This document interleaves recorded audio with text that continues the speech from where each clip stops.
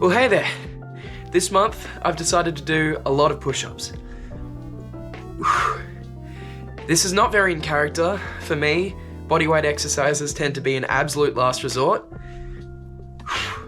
and I do not enjoy them very much at all.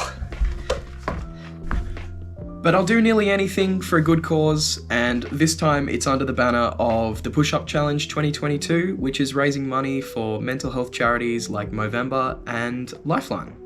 So over the course of the next 24 days, I'll be doing 3,139 push-ups, which is approximately 131 a day. I've also decided to be extra hard on myself and quit alcohol until this challenge is complete, which sucks because a combination of getting some pretty shitty personal news and almost getting hit by a bus yesterday. Also, I've developed a bit of a cold, means that I kind of just want to be drinking a beer or 6 right now, and I definitely don't want to be doing much exercise. But we persevere, and to keep this interesting, I'll be trying to do as many different kinds of push-ups in as many different locations as possible, and then also seeing what these 24 days do to my body composition, my body weight, and also my bank account. The first things first, I'm going to start off this challenge by measuring a baseline figure of how many push-ups I can do. Let's get into it.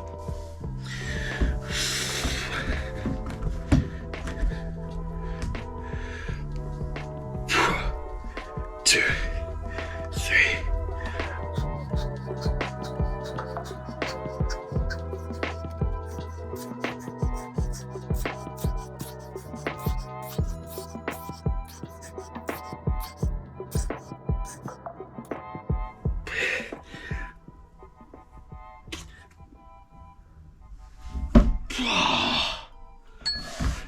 35?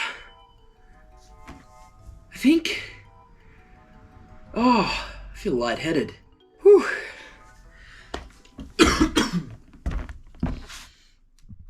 Alright, day 2, quick update. So turns out the app for the challenge that I'm using has targets to hit for different days in terms of how many push-ups they want you to do.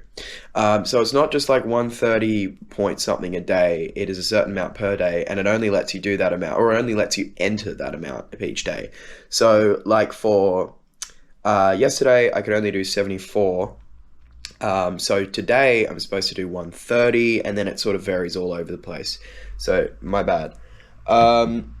Second thing, that cold I mentioned yesterday, it's not a cold. I was really starting to think I was immune to this thing. I'm like the only person I know who hasn't had it yet. That explains why I was feeling super lightheaded when I did those push-ups yesterday. More than I expected to with a regular cold. So I think what I'm going to have to do is skip the push-ups for today, and then just find a way that I can log them after the fact, because I really don't want to give up on this. Other problem is I just discovered the scale that I was going to use to weigh myself and do my body fat and everything. The batteries have leaked into it and have destroyed it. So that's frustrating. I don't think I can afford another one of those fancy ones right now, but I'm going to work this out. Alright, so it is day 3 of the push-up challenge and no alcohol, and day 2 of my COVID isolation. And despite still feeling kind of crappy, I have decided to try and complete yesterday's push-up goal of 130 push-ups. And I've also come to a bit of a decision about this here scale, this dead scale. I've decided not to replace it for a couple of reasons. Firstly, I don't like the idea of buying another one of these because it's just kind of a hunk of plastic that I probably won't use after this challenge. And secondly, for me, and I think a lot of other people who got into exercise because they were unhappy with the way they looked, these kinds of scales and tools represent a more toxic side of exercise, and one that I've spent a fair amount of time trying to move away from.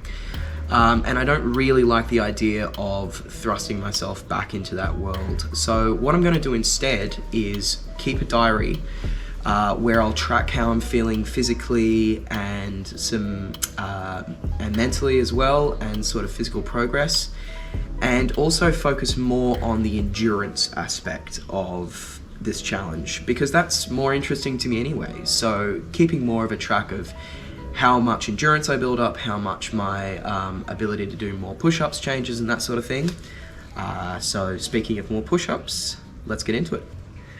The other thing, of course, about being in ISO is that I'm not really able to make good on my promise to do these push-ups in as many different locations as possible. So that's gonna have to wait too.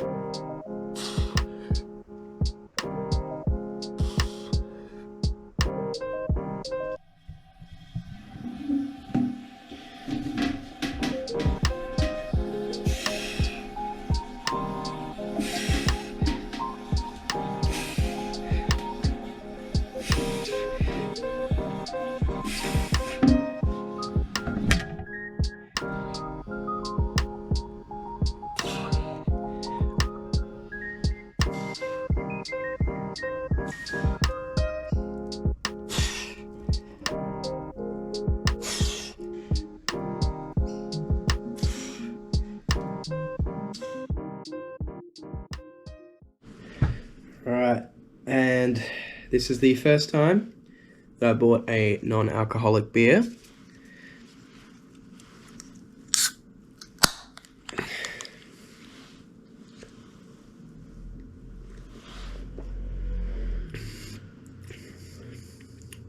It's pretty good.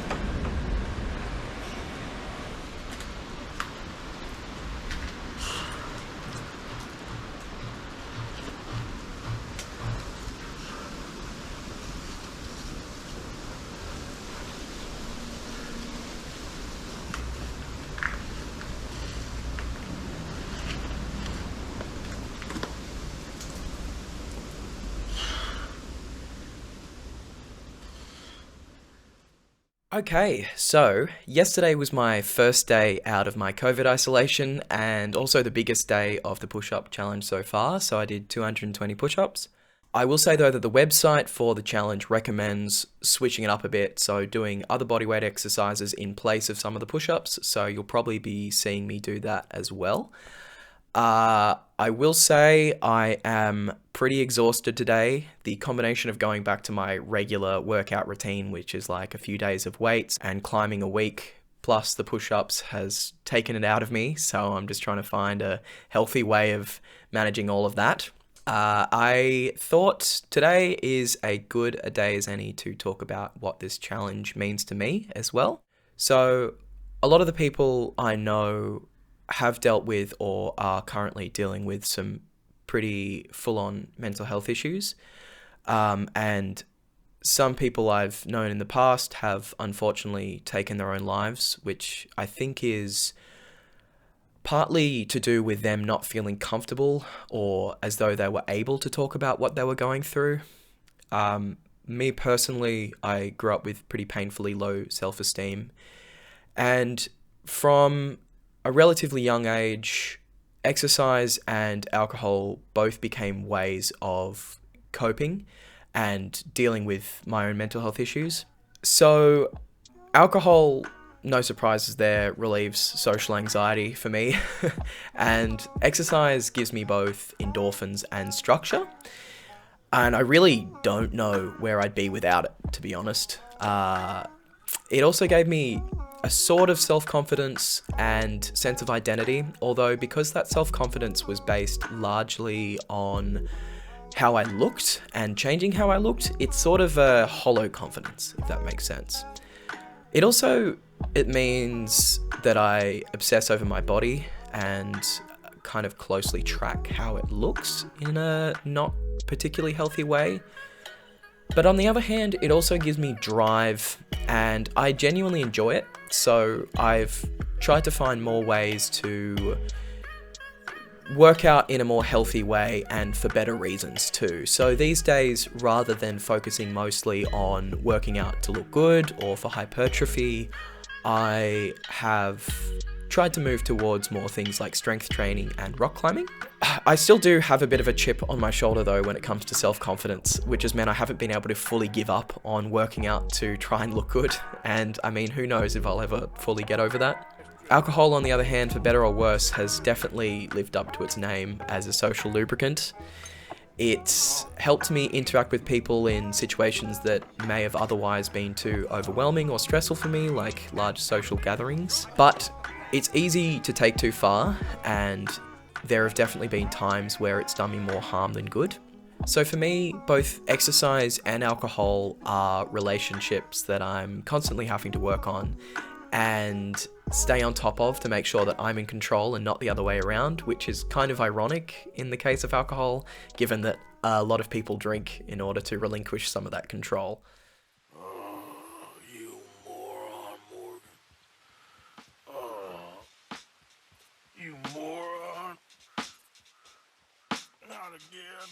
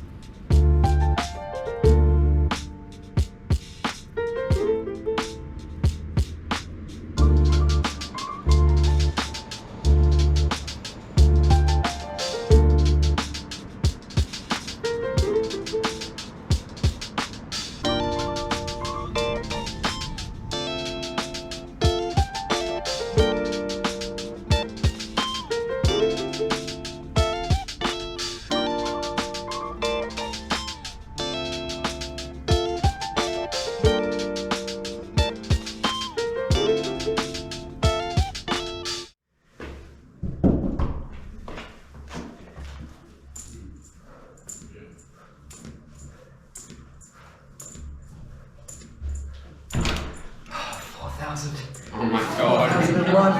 5,000.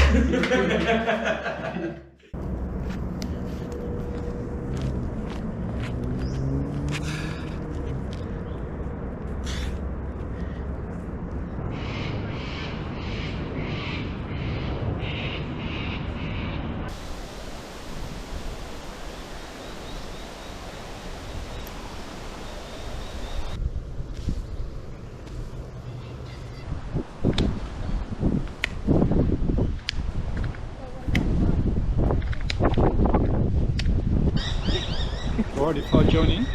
Yeah, come on.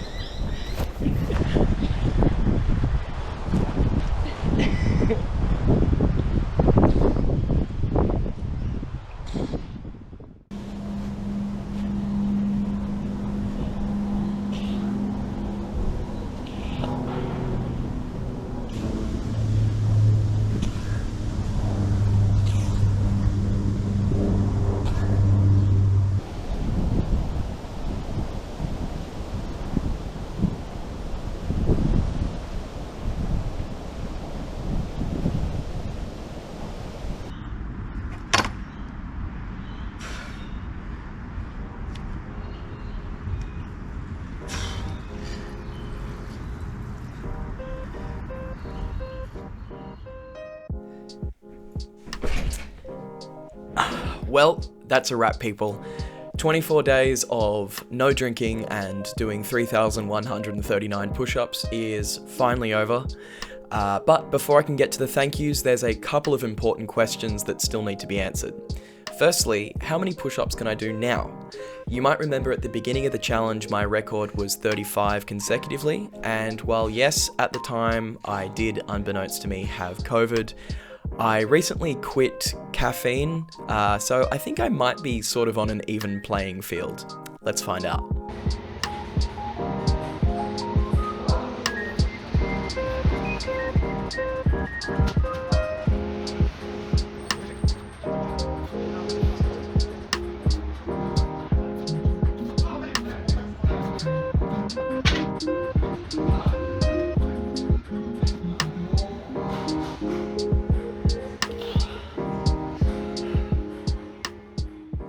And that's 47 by my count. I also went from being able to do 3 one-armed push-ups each side to being able to do 4, which is something, I guess. Now, in terms of what the combination of extra exercise and not drinking did to my body, to be totally honest, I think you'd need to extend this experiment over several months to see any real result. I did notice some extra muscle definition recently, but I think that might have as much to do about going back to exercise after having COVID as doing the push-ups, because really the rep range that I'm doing push-ups in means that they're much more likely to build muscular endurance rather than size or strength. Damn, I'm looking good. No, I'm looking good. I'm looking good too. But it is possible that the not drinking aspect of this changed my body fat percentage, making me look more defined. And to explain that a little bit more, given my body metrics and exercise habits, I need to eat about 2,300 calories per day to maintain my current weight.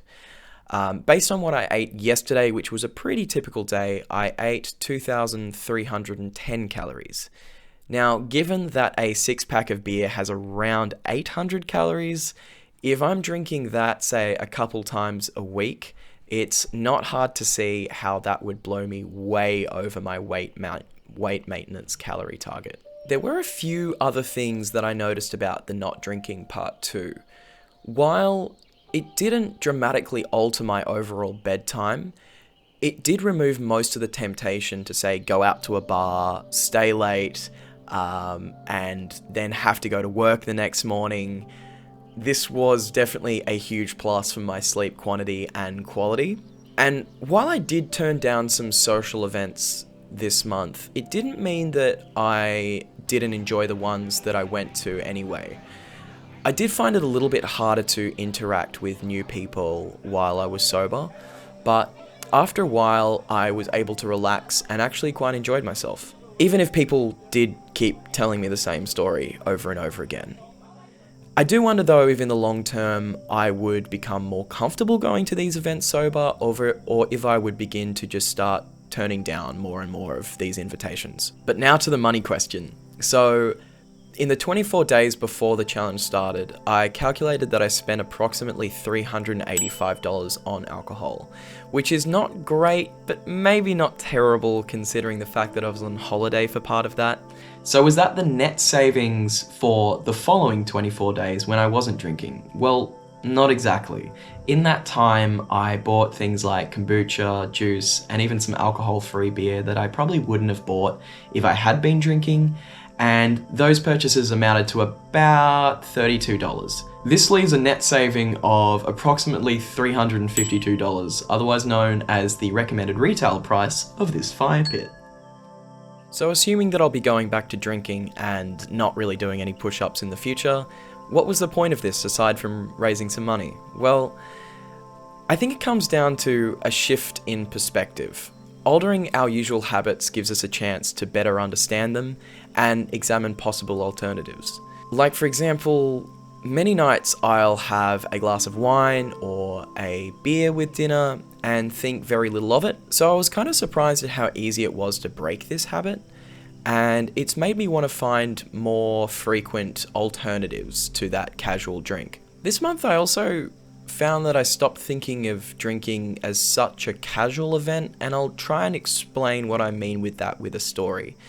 So, a mate of mine was telling me how some time ago he was out drinking for a night and then partook in, shall we just say, illicit substances. Now, usually when I'm thinking about the idea of taking drugs versus drinking, the former holds a lot more weight in my mind, whereas drinking seems like kind of more an everyday, normal event. But this time was different, and as my mate was retelling the story, I found that the drinking and the drug taking seemed kind of almost equally weighted, in the sense of like, oh man, that sounds like a big night.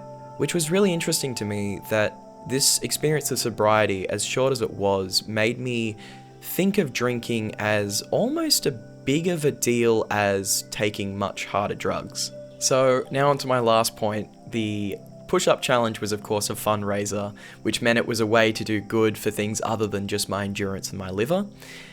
So far my team has raised $360 for charity, but at the time that you're watching this, donations might still be open, so I'm going to leave a link in the description. Anything you're able to give is a big help.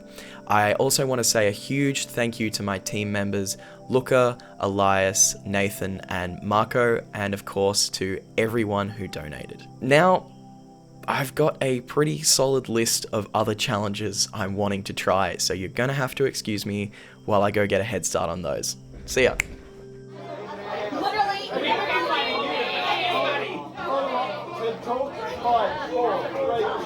don't have any thoughts. I'm sorry.